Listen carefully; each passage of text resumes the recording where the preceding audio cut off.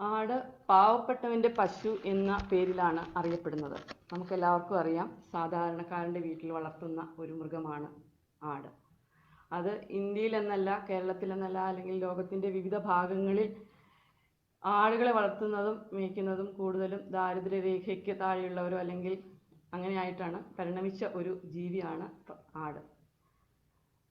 ഒരു ആടിനെ വളർത്തുന്നത് വഴി തനിക്ക് ആവശ്യമുള്ള പാൽ ഉൽപ്പാദിപ്പിക്കാനും തൻ്റെ വീട്ടിലെ ഭക്ഷണാവശിഷ്ടങ്ങളിൽ നിന്നും തൊട്ടുള്ള പറമ്പുകളിൽ നിന്നുള്ള പുല്ലുകളും കൊണ്ട് മാത്രം അവയെ പോറ്റി വളർത്താനും തൻ്റെ ആവശ്യത്തിനുള്ള പുല്ലും തനിക്ക് ആവശ്യമുള്ള പാലും അതുപോലെ തന്നെ കൃഷി ആവശ്യത്തിലേക്കുള്ള വളവും ലഭ്യമാക്കാൻ കഴിയും എന്നത് തന്നെയാണ് ഇതിനെ ഒരു ആകർഷണീയ മേഖലയാക്കി മാറ്റിയിരുന്നത്. കൂടാതെ സ്ഥലപരിമിതി ഏറെയുള്ള കേരളത്തിൽ നമുക്ക് പരിപാലിക്കാൻ പറ്റുന്ന ഒരു മൃഗവും കൂടിയാണ് ആട്. കൂടാതെ തീറ്റ ചെലവ് വളരെ കാര്യമായില്ല. പശുവിനെ അപേക്ഷിച്ച് നോക്കിക്കഴിഞ്ഞാൽ തീറ്റ ചെലവും വളരെ കുറവേ ഉള്ളൂ. കൈകാര്യം ചെയ്യുന്നതിനാണെങ്കിൽ വളരെ എളുപ്പമാണ്. കൊച്ചുകുട്ടികൾക്ക് വരെ നമുക്ക് അവയ്ക്ക് തീറ്റ കൊടുക്കുന്നതിനോ വെള്ളം കൊടുക്കുന്നതിനോ ഒന്നും വളരെ ബുദ്ധിമുട്ടൊന്നുമില്ല. അതുകൊണ്ട് പരിമിതമായ തീറ്റ ചെലവും കൈകാര്യം ചെയ്യുന്നതിനുള്ള എളുപ്പവും ആട് വളർത്തലിനെ കൂടുതൽ ജനകീയമാക്കിയിട്ടുണ്ട്. ഇതിൻ്റെ സവിശേഷതകൾ എന്തൊക്കെയാണെന്ന് നോക്കാം. നമ്മെ ഇതിലേക്ക് ആകർഷിക്കുന്ന ഘടകങ്ങൾ എന്തൊക്കെയാണെന്ന് നോക്കാം. പോഷക സമൃദ്ധവും ഔഷധ ഗുണവുമുള്ളമായ പാലാണ് ആടിൽ നിന്നും നമുക്ക് ലഭിക്കുന്നത്. കൂടാതെ ആട്ടിറച്ചിയും വളരെ പോഷകമൂല്യമുള്ളതാണ്. കൊച്ചുകുട്ടികൾക്കും രോഗമുള്ളവർക്കും കൂടി നൽകാൻ കഴിയുന്ന പാലാണ് ആട്ടിൻപാൽ. ഇതിൻ്റെ കൊഴുപ്പിൻ്റെ പ്രത്യേകതയാണ് ഇവയെ കൂടുതൽ നമുക്ക് ഉപകാരപ്രദമാക്കുന്നതിനുള്ള കാരണം ഇതിലെ കൊഴുപ്പ് തന്മാത്രകളുടെ വലിപ്പം വളരെ ചെറുതും അതുപോലെ അവയുടെ സ്തരം വളരെ നേർത്തതുമാണ്. ആയതിനാൽ ദഹനശേഷി കുറവുള്ളവർക്കും, അതായത് കുഞ്ഞുങ്ങൾക്കും അതുപോലെ തന്നെ രോഗമുള്ളവർക്കും നമുക്ക് നൽകാൻ കഴിയുന്ന പാലാണ് ആട്ടിൻപാൽ.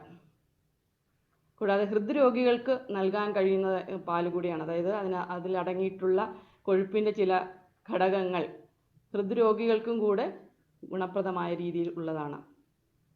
കൂടാതെ പാല് ആട് കഴിക്കുന്ന ഇലവർഗ്ഗങ്ങൾ വളരെ വിവിധങ്ങളാണ്. അപ്പോൾ ഈ ഇലവർഗ്ഗങ്ങളുടെ ഗുണവും ഈ പാലിൽ പ്രതിഫലിക്കും. ആയതിനാൽ ആ പാലും ഇറച്ചിയും വളരെ പോഷക സമൃദ്ധവും ഔഷധ ഗുണമുള്ളതുമാണ്.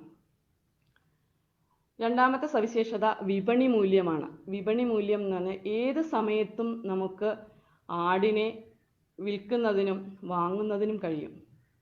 അതായത് നമുക്ക് പൈസയ്ക്ക് അത്യാവശ്യമുള്ളൊരു സമയത്ത് പെട്ടെന്ന് സ്വർണം കൊണ്ടുപോയി പണയം വയ്ക്കാൻ തരത്തിലേക്ക് ആടിനെ വിറ്റ് നമുക്ക് പൈസ മേടിക്കാനാവും. അത്ര എളുപ്പത്തിൽ തന്നെ വിറ്റുപോകാൻ സാധ്യതയുള്ള ഒരു മൃഗവും കൂടിയാണ്. അതായത് നമുക്ക് ആടിൻ്റെ വിപണി എന്നും സജീവമാണ്. കൂടാതെ അടുത്ത ചെറുകിട ഇടത്തരം യൂണിറ്റുകളായും വൻകിട പദ്ധതികളായും ഏറ്റെടുക്കാൻ കഴിയുന്ന ഒന്നാണ് ആട് വളർത്തൽ പദ്ധതി. 1-2 ആടുകളെയായിട്ട് വീടിന് പരിസരത്ത് മാത്രം ഉണ്ടാക്കുന്ന കൂടുകളായിട്ടും ഒരു 10-15 എണ്ണത്തിനൊക്കെ ഉള്ള യൂണിറ്റുകളായിട്ടും വ്യാവസായിക അടിസ്ഥാനത്തിലും ഏറ്റെടുക്കാൻ പറ്റുന്ന ഒന്നാണ് ആട് വളർത്തൽ.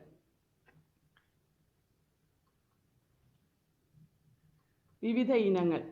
നമ്മുടെ നാട്ടിൽ കണ്ടുവരുന്ന പ്രധാനപ്പെട്ട ആടിനങ്ങൾ ഏതൊക്കെയാണെന്ന് നോക്കാം. എല്ലാവർക്കും അറിയുന്നത് പോലെ മലബാറിയാണ് ഈ നാട്ടിൽ കേരളത്തിൽ കാണുന്ന ഏറ്റവും കൂടുതൽ ആടിനങ്ങളിൽപ്പെട്ടത്.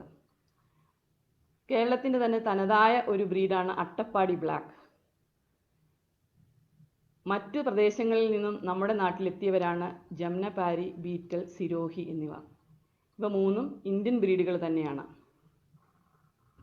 കൂടാതെ ബോയർ എന്ന ഇനത്തിൽപ്പെട്ട ഒരു വിദേശി കൂടി നമ്മുടെ നാട്ടിൽ പ്രചാരത്തിലുണ്ട്. വിവിധ ആടിനങ്ങളുടെ ഒരു ചിത്രങ്ങളാണിത്. സിരോഹി ഇനത്തിൽപ്പെട്ടവ, മലബാറി, ജാംനപാരി, അട്ടപ്പാടി ബ്ലാക്ക്, ബോയർ, ബീറ്റൽ ഇവയാണ് പ്രധാനപ്പെട്ട നമ്മുടെ നാട്ടിൽ കണ്ടുവരുന്ന ആടിനങ്ങൾ. ഇനി മലബാറിയിലേക്ക് നോക്കാം. മലബാറി നമ്മുടെ തന്നെ സ്വന്തം ജനുസാണ്. മലബാർ മേഖലയിൽ നിന്നും ഉത്ഭവിച്ചതുകൊണ്ടാണ് മലബാറി എന്ന പേര് ഉണ്ടായത്. കണ്ണൂർ ജില്ലയിലെ തലശ്ശേരിയിലും കോഴിക്കോട് ജില്ലയിലെ വടകരയിലും കേന്ദ്രീകരിച്ച് ഉത്ഭവിച്ചവയാണ് എന്ന് കരുതപ്പെടുന്നവയാണ് മലബാറി ഇനം. വെളുപ്പ്, കറുപ്പ്, ബ്രൗൺ നിറങ്ങളിലും അവയുടെ സമ്മിശ്ര നിറത്തിലും കണ്ടുവരുന്നു. ഇടത്തരം വലിപ്പവും കാലിലെ രോമവും നീണ്ട ചെവിയുമുള്ളവയാണ് മലബാറി ആടുകൾ. ഇവയ്ക്ക് ഏകദേശം ജനിച്ച ഉടനെയുള്ള ഭാരം ഏകദേശം 2 മുതൽ 3 കിലോഗ്രാം വരെ ഉണ്ടാവും. പ്രായപൂർത്തിയായവയ്ക്ക് ഏകദേശം 25 മുതൽ 30 കിലോഗ്രാം ഭാരമുണ്ടാവും. 1/2 ലിറ്റർ മുതൽ 1 ലിറ്റർ വരെ ഒരു ദിവസം പാലുൽപാദനവും ഉണ്ട്. കുഞ്ഞുങ്ങളുടെ എണ്ണം ഏകദേശം 1 മുതൽ 3 വരെയാണ്. ഒരു കുഞ്ഞുണ്ടാവാനുള്ള സാധ്യത ഏകദേശം 40% 2 കുഞ്ഞുങ്ങൾ ഉണ്ടാകാൻ ഏകദേശം 50. 10% 3 കുഞ്ഞുങ്ങളെയും ഉൽപ്പാദിപ്പിക്കുന്നവയാണ്. 4 കുഞ്ഞുങ്ങളുള്ള പ്രസവങ്ങളും കാണാറുണ്ട്. അട്ടപ്പാടി ബ്ലാക്കാണ് മറ്റൊരു തനതായ ജനുസ്. പേര് പോലെ തന്നെ അവ കറുത്ത നിറമുള്ളവയാണ്. അട്ടപ്പാടിയുടെ വനമേഖലകളുമായി ബന്ധപ്പെട്ട് ഉരുത്തിരിഞ്ഞ ഒരു വർഗമാണ് അട്ടപ്പാടി ബ്ലാക്ക്. നീണ്ട മെലിഞ്ഞ ശരീരം. ഇവയെ പ്രധാനമായും ഇറച്ചിക്കായി വളർത്തുന്നു. കറുത്ത നിറവും ഇടത്തരം വലിപ്പവുമാണ്. പാല് വളരെ കുറഞ്ഞ അളവിൽ മാത്രമേ ലഭ്യമുള്ളൂ.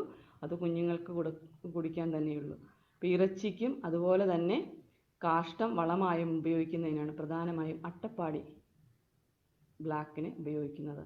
അട്ടപ്പാടി ബ്ലാക്ക് വനമേഖല, അതായത് കുന്നും പ്രദേശങ്ങളിലേക്കും മലബാറി പ്ലെയിൻ ആയിട്ടുള്ള സമതല പ്രദേശങ്ങളിലേക്കുമാണ് നാം റെക്കമെൻഡ് ചെയ്യുന്നത്. ഇവയുടെ അട്ടപ്പാടി ബ്ലാക്കിൻ്റെ ജനനഭാരം ഏകദേശം 1.5 മുതൽ 2 കിലോഗ്രാം വരെയുണ്ട്. പ്രായപൂർത്തിയായവയ്ക്ക് 20 മുതൽ 25 കിലോഗ്രാം വരെ ഭാരമുണ്ടാവും. കുഞ്ഞുങ്ങളുടെ എണ്ണം ഏകദേശം 1 മുതൽ 2 വരെ. 3 കുഞ്ഞുങ്ങളുടെ എണ്ണം വളരെ കുറവായിരിക്കും.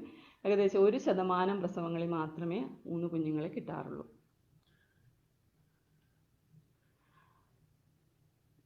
കേരളത്തിൻ്റെ തനത് ജനുസ് അല്ലെങ്കിലും കേരളത്തിലേറെ പ്രചാരമുള്ള ഒരു ആടിനമാണ് ജംനപാരി. ഇത് ഉത്തർപ്രദേശിലെ ഇറ്റാവ എന്ന ഒരു സ്ഥലത്തു നിന്നും ഉരുത്തിരിഞ്ഞ ഒരു ബ്രീഡാണ്. ഇത് ഇന്ത്യയിലെ തന്നെ ഏറ്റവും വലിയ ബ്രീഡായി കണക്കാക്കപ്പെടുന്ന ഇനമാണ്. ഇറച്ചിക്കും പാലിനും വേണ്ടിയാണ് നാം ഇവയെ വളർത്തുന്നത്. നീളമുള്ള ചെവിയും മുന്നിലേക്ക് തള്ളി നിൽക്കുന്ന റോമൻ നോസ് എന്നറിയപ്പെടുന്ന വളഞ്ഞ മൂക്കുമാണ് ഇതിൻ്റെ പ്രത്യേകതകൾ. ഇന്ത്യയുടെ വിവിധ ഭാഗങ്ങളിൽ ഈ ജംനപാരിയെ തങ്ങളുടെ തനതായ ബ്രീഡുകളെ അപ്ഗ്രേഡ് ചെയ്യുന്നതിന് വേണ്ടി, അതായത് അവയുടെ ഇറച്ചി പാലുൽപാദന ശേഷി വർദ്ധിപ്പിക്കുന്നതിന് ക്രോസ് ബ്രെഡ് ചെയ്യാൻ വേണ്ടി ജംനപാരി ഇനങ്ങളെ വ്യാപകമായി ഉപയോഗിച്ചു വരുന്നു. ഇനി ബോയർ ഇനത്തിൽപ്പെട്ട ആടുകളാണ് വീണ്ടും നമ്മുടെ നാട്ടിൽ കൂടുതൽ പ്രചാരം നേടിയ ഒരു ഇനം. ഇത് ഇറച്ചിക്കായി മാത്രം വളർത്തുന്ന ഒരു ജനുസാണ്. ആഫ്രിക്കയാണ് ഇതിൻ്റെ ജന്മസ്ഥലം. 70 മുതൽ 90 കിലോഗ്രാം ഭാരം വരെ മുട്ടനാടുകൾക്കും 50 മുതൽ 60 കിലോഗ്രാം ഭാരം പെണ്ണാടുകൾക്കും ഉണ്ടായിരിക്കും. ഇവയുടെ സങ്കര ഇനങ്ങളെ സൃഷ്ടിച്ച് കൂടുതൽ ഇറച്ചി ഉൽപ്പാദിപ്പിക്കുന്ന ഇനങ്ങളെ സൃഷ്ടിക്കുന്നതിന് വേണ്ടിയാണ് ബോയർ ഇനത്തിൽപ്പെട്ട ആടുകളെ നാം പരിരക്ഷിക്കുന്നത്.